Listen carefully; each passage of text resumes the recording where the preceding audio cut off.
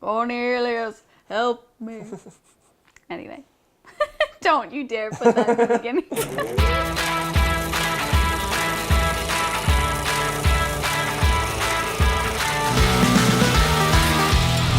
War for the Planet of the Apes is directed by Matt Reeves, and it stars Woody Harrelson, Steve Zahn, and Andy Serkis returning as Caesar. Now this is a spoiler review, so if you haven't seen it yet, stop what you're doing, go watch it, and then come back and visit us. Yeah, we don't want to ruin the movie for you. Yeah.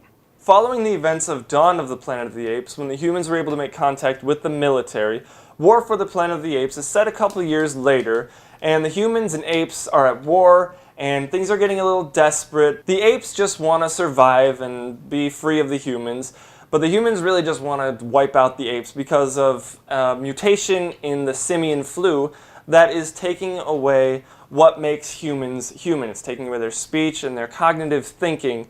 So the humans just want to eradicate all apes on the face of the planet, starting with Caesar. The story in the War for the Planet of the Apes is slightly different than that of the previous two films in that it's a little more basically simple, where it's basically just apes versus humans. Now later on it gets a little more complicated. There's a lot more drama involved in this one, and the title War for the Planet of the Apes is a little misleading in the fact that it's more like a battle. And like I said, there's a lot more of the behind the scenes war type of stuff in the fact that it's very emotional and things that happen when you have a battle or a war, that there's just devastation and desperation and people trying to leave or apes trying to leave and all of that kind of thing. There's a lot of drama in this one. Yeah, I feel like we kind of missed the entire war, and basically this is like the final battle for the Planet of the Apes. And I still, like you said, I think the title was a bit misleading because, again, this movie is more focused on characters and the drama that is happening within those stories for the characters. And the emotional level is definitely cranked up in this movie. That's one of the aspects that I really liked about it, is it becomes more of a revenge story for Caesar when his wife and son, Blue Eyes, I think his name was, are murdered because the colonel, played by Woody Harrelson, ends up killing them, thinking that one of them is Caesar.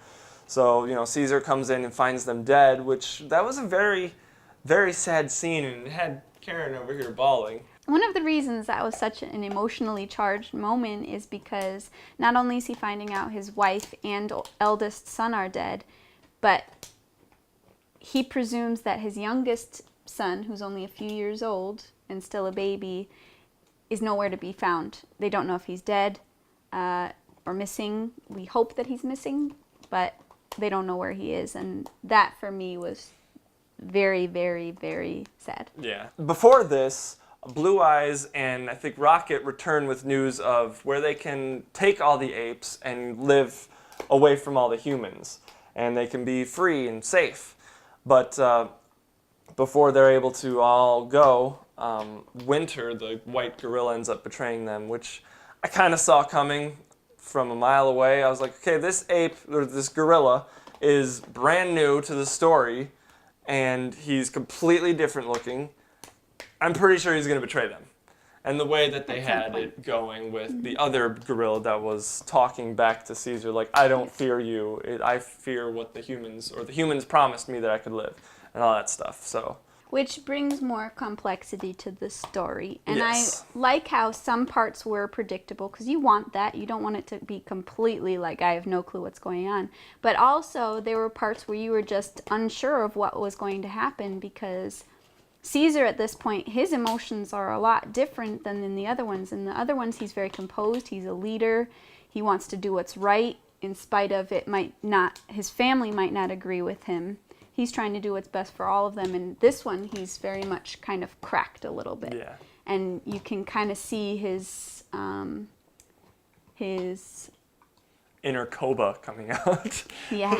They mention that a lot. He's battling with the fact that he's starting to hate humans a lot more because of what they did to his wife and son, and you see the fragility that he has inside as well. So he's trying to be Caesar still, but also he sees Koba in himself. And because it's a revenge thing, it's not just we want to live peaceably anymore. It's I'm going to get these humans because they killed my wife and child. Yeah. So like I said in the synopsis, the simian flu has mutated and it's starting to take away humans' ability to speak and what makes humans human. So Woody Harrelson's character, the Colonel, wants to eradicate all apes and get rid of all chances of catching the mutated gene or virus of the simian flu. And to do that, he kills all humans that catch it. He wants to just wipe out all the apes. And to be honest, you can kind of get behind a little bit of his goal, because, I mean, if you were to think about it, we've had 3 movies with the ape characters. If we had 3 movies with his character, we'd be like, yeah, kill those apes. But now that we've had a different viewpoint on it, obviously we are sided with the apes. But again, even if this was just the first movie and it was like an alien virus, then of course we'd be on the side with the humans regardless of what they do. So it's an interesting way that they tell this story, that we are still sided with the apes even though we are humans. But that's just how good these characters are, how good the writers are, and it's just a well done film. Yeah. All of them are. And I like the ins and outs and the weaving in and out between characters and plot line, because again, there are some points where you really don't know what's going to happen. What is Caesar going to do? Because he just found this. He found this child that has the simian flu, the mutated form of simian flu. Yeah. She's a very sweet girl, but she can't speak, and I'm not sure she has all of her cognitive functions. And you know, it brings that other side of it where, like, now the humans are becoming like the animals, and it's like mind-blowing a little bit. But then there's all these other subplots and characters that you can get behind too, and it's just very woven together very nicely. And this movie, as far as we can tell, is supposed to lead directly into the Charlton Heston version of Planet of the Apes from the 60s, I think it was. 70s, yeah. They introduced the character Cornelius. He's in the original one.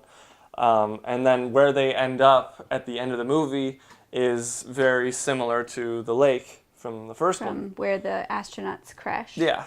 So, I mean, that right there basically tells you that they're not going to make a sequel, even though they were talking about it, and I saw some reports on it that we're making a 4th Planet of the Apes movies. And they I don't still understand could. really where they would go with it, but I would prefer them to not do that and just leave it up to the imagination, but we'll have to wait and see. Yep. But in terms of casting and acting, like the other ones, at least Dawn of the Planet of the Apes, this one is top-notch. I can't think of a single character that was miscast. I was a little nervous about Woody Harrelson being the villain, but I thought he did a really great job. And also, he was still able to be ruthless and scary because he was killing other humans because they couldn't speak anymore and they caught this flu. You find out that he ended up killing his son because his son caught the flu. So that kind of person, you know, is a little bit on the crazy side. But you still are able to see his validity behind the fact that he wants to save the human race. Right. Even if that means going off on his own and having his own militia take care of and wipe out the apes. And as always, you have to give a shout out to Andy Serkis. He is amazing with the ability to become a CGI character, and the way he can make his human and of course the CGI team that's able to take his expressions and make him into an ape. I just thought that was phenomenal. We'll get into that a little bit later, talking about the CGI. But again, like the casting, Steve Zahn was awesome. Like, he was relatable, and I kind of knew it was Steve Zahn, but I didn't know it was Steve Zahn as this character. His character was really well done too, because first of all, he's not part of the regular ape group of Caesars. He's from a zoo, from who knows where.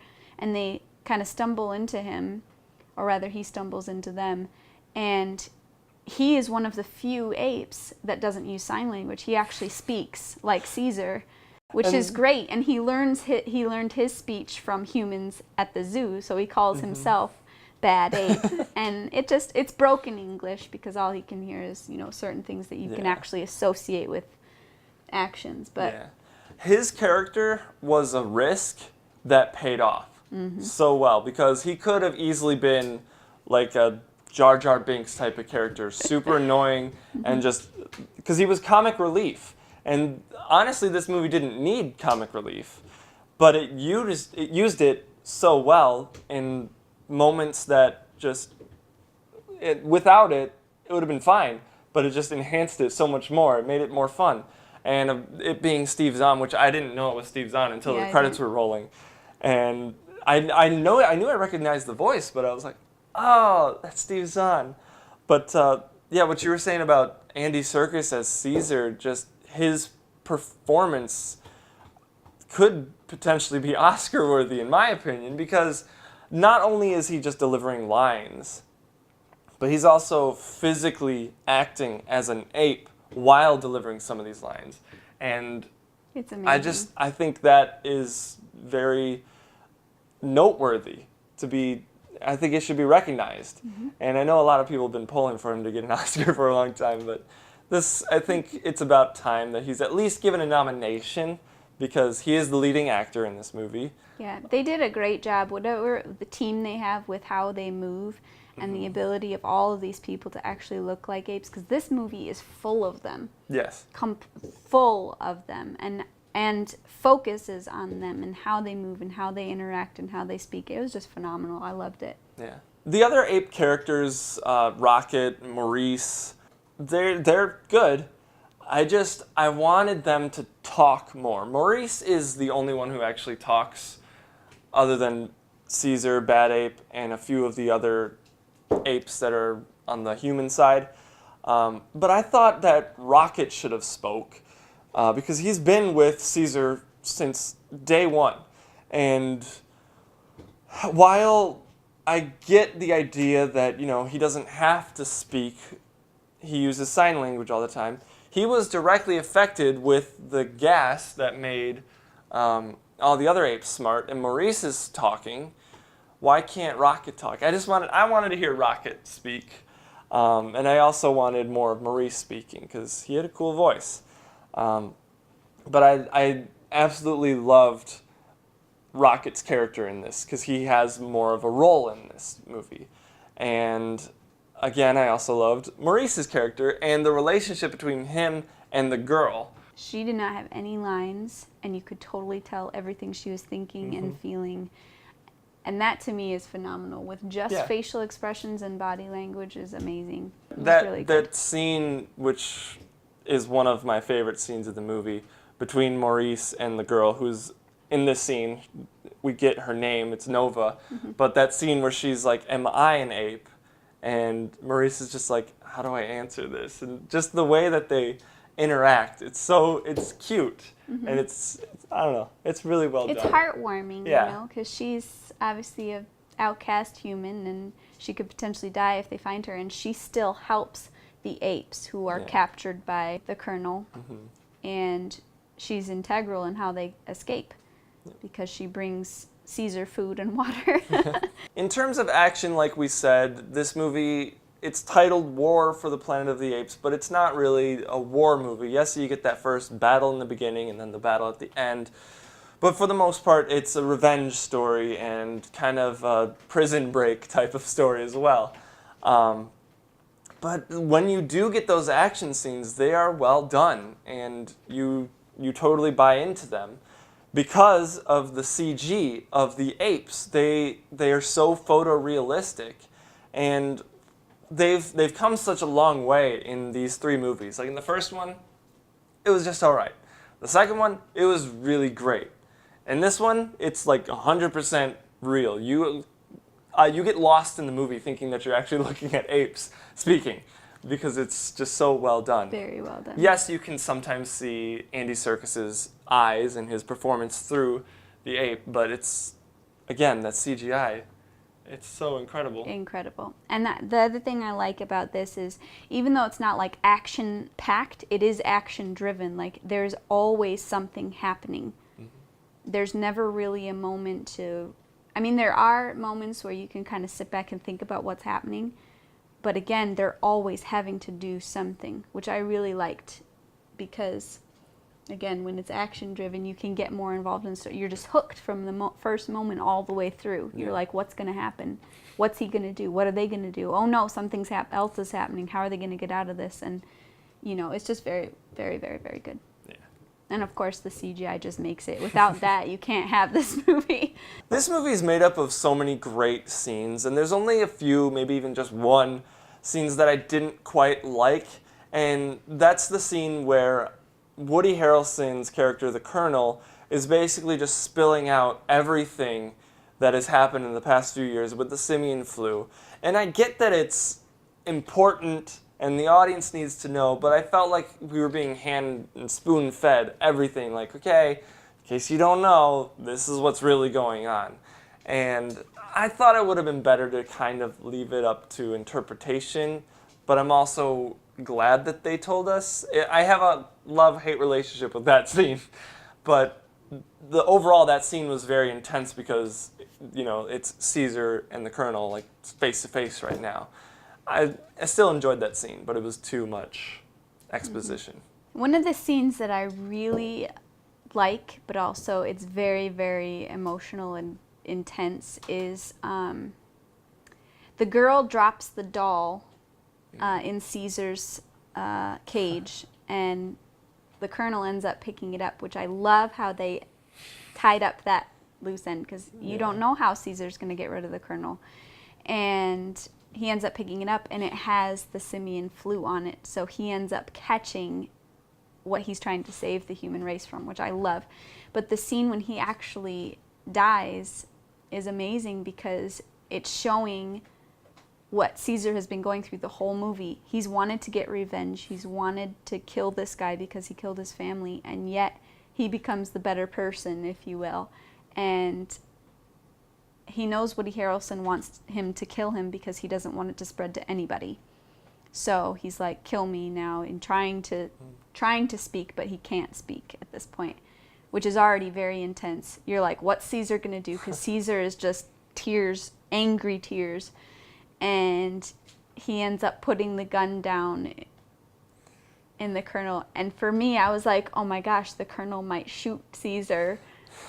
Or he's going to like, what? And I don't know, I just like the fact that they have like this weird sort of mutual respect for one another, because they know they're both trying to save their race or their species. Their species.